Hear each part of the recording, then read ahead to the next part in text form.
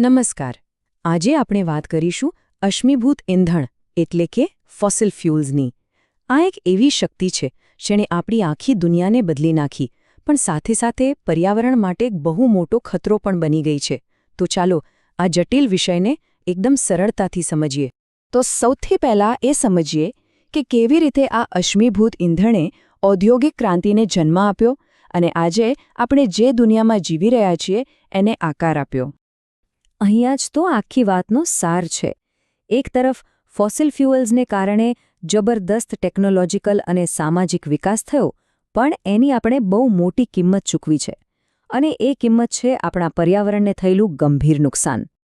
સૌ સાદી ભાષામાં કહીએ તો આપણે આપણા રોજિંદા જીવનને ચલાવવા માટે, ગાડીઓ દોડાવવા અને ફેક્ટરીઓ ચલાવવા માટે લાખો વર્ષો જૂના છોડ અને પ્રાણીઓના અવશેષોને બાળી રહ્યા છીએ.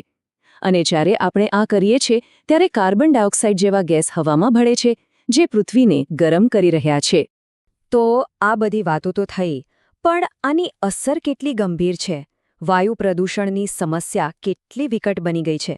ચાલો જરા આંકડા ઉપર નજર કરીએ. એક બહુ મહત્વનો સવાલ છે. દુનિયામાં એવી કઈ જગ્યા છે જ્યાંની હવામાં શ્વાસ લેવો સૌથી ખતરનાક છે? અને આનો જવાબ કદાચ થોડો ચોંકાવનારો હોઈ શકે છે. આ લિસ્ટ જુઓ. આશ્ચર્ય થાય એવી વાત છે કે દુનિયાના સૌથી પ્રદૂષિત શહેરોમાંથી મોટાભાગના ભારતમાં છે. અને એમાં પણ ખાસ કરીને ટોચના લગભગ બધા જ શહેરો દિલ્હી અને તેની આસપાસના જ વિસ્તારો છે. આ એક બહુ ગંભીર પ્રાદેશિક સંકટ તરફ ઇશારો કરે છે.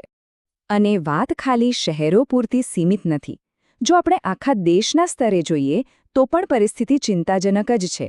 બાંગ્લાદેશ, પાકિસ્તાન, ભારત અને નેપાળ આ બધા જ દક્ષિણ એશિયાના દેશો આ લિસ્ટમાં ઉપર છે, જે બતાવે છે કે આખા વિસ્તારમાં હવાની ગુણવત્તા કેટલી ખરાબ છે. તો સવાલ એ થાય કે આટલા ભયંકર પ્રદૂષણ સ્તર પાછળનું મુખ્ય કારણ શું હોઈ શકે? ચલો એની જરા તપાસ કરીએ. અહીંયા જુઓ, કોલસાના વપરાશમાં ચીન અને ભારત દુનિયામાં સૌથી આગળ છે.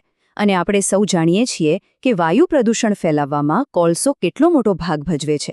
આ બંને દેશોની વસ્તી અને ઔદ્યોગિક જરૂરિયાતોને કારણે કોલસાનો વપરાશ ખૂબ જ વધારે છે. હવે જો તેલના વપરાશની વાત કરીએ તો અહીંયા યુનાઇટેડ સ્ટેટ્સ સૌથી આગળ છે, પણ ચીન અને ભારત અહીંયા પણ ટોપ 3માં તો છે જ. આ બતાવે છે કે દુનિયાના મોટા દેશોની ઊર્જાની જરૂરિયાત મોટાભાગે અશ્મિભૂત ઇંધણ પર જ ટકેલી છે. અને આની સીધી અસર ભારતના ગ્રીનહાઉસ ગેસ ઉત્સર્જન પર દેખાય છે. તમે જુઓ, લગભગ 75%થી પણ વધારે ઉત્સર્જન તો ખાલી ઊર્જા ક્ષેત્રમાંથી જ આવે છે, એટલે કે આપણી વીજળી અને ટ્રાન્સપોર્ટમાંથી. આ સ્પષ્ટપણે બતાવે છે કે સમસ્યાનું મૂળ ક્યાં છે.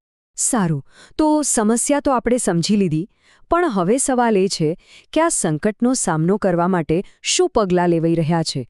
ચાલો એના પર એક નજર કરીએ.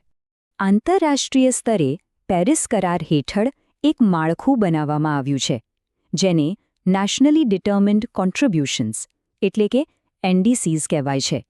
સાદી ભાષામાં કહીએ તો આ દરેક દેશનો પોતાનો ક્લાઇમેટ એક્શન પ્લાન છે, જે તેમણે સ્વેચ્છાએ દુનિયા સમક્ષ રજૂ કર્યો છે.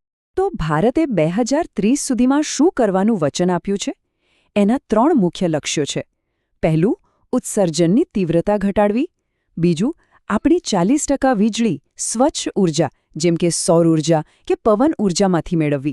અને ત્રીજું, વધુ વૃક્ષો વાવીને એક કાર્બન સિંક બનાવવું, જે હવામાંથી કાર્બન ડાયોક્સાઇડને શોષી લે. ખાલી વચનો જ નહીં, કાયદાકીય રીતે પણ પગલાં લેવાઈ રહ્યા છે. આ માટે નેશનલ ગ્રીન ટ્રિબ્યુનલ એટલે કે NGT એક ખાસ કોર્ટ તરીકે કામ કરે છે. જે પણ ઉદ્યોગો કે સંસ્થાઓ પર્યાવરણને નુકસાન પહોંચાડે એમના પર આ કોર્ટ મોટો દંડ લગાવી શકે છે અને કડક કાર્યવાહી કરી શકે છે. અને સારી વાત એ છે કે આ બધા પ્રયાસોના પરિણામો પણ ધીમે ધીમે દેખાવા લાગ્યા છે. જો 2019ની સરખામણીમાં 2020માં ગ્રીનહાઉસ ગેસના ઉત્સર્જનમાં લગભગ 8%નો ઘટાડો નોંધાયો. આ ચોક્કસપણે એક સારી શરૂઆત કહી શકાય. તો આ તો થઈ ટૂંકા ગાળાની વાત, પણ લાંબા ગાળે આપણું અંતિમ લક્ષ્ય શું છે? એ છે નેટ ઝીરો સુધી પહોંચવું. આ લાંબી સફરમાં મહાત્મા ગાંધીનો એક વિચાર ખૂબ જ પ્રેરણાદાયક છે. આપણે જે પરિવર્તન વિશ્વમાં જોવા ઈચ્છીએ છીએ તે આપણે પોતે બનવું જોઈએ. આનો અર્થ એ છે કે પર્યાવરણની સુરક્ષા એ ખાલી સરકારની નહીં પણ આપણા સૌની નૈતિક જવાબદારી છે. તો એ સમજવું જરૂરી છે કે આ આખી લડાઈ કોઈ સ્પ્રિન્ટ નથી પણ એક લાંબી મેરેથોન છે. 2030માં NDCના લક્ષ્યો પૂરા કરવાના છે. 2040 સુધીમાં ઘણા દેશો કોલસાનો ઉપયોગ બંધ કરશે અને ભારતનું લક્ષ્ય છે 2070 સુધીમાં નેટ ઝીરો હાંસલ કરવાનું. લક્ષ્ય તો નક્કી થઈ ગયું છે 2070નો. પણ સૌથી મોટો સવાલ એ છે કે શું આજના આપણા પ્રયાસો એટલા ઝડપી અને મજબૂત છે કે આવનારી પેઢીઓ માટે આપણે એક સ્વચ્છ અને શ્વાસ લેવા યોગ્ય ભવિષ્ય સુરક્ષિત કરી શકીએ? આ એક એવો સવાલ છે જેના પર આપણે સૌએ વિચારવું રહ્યું. આભાર.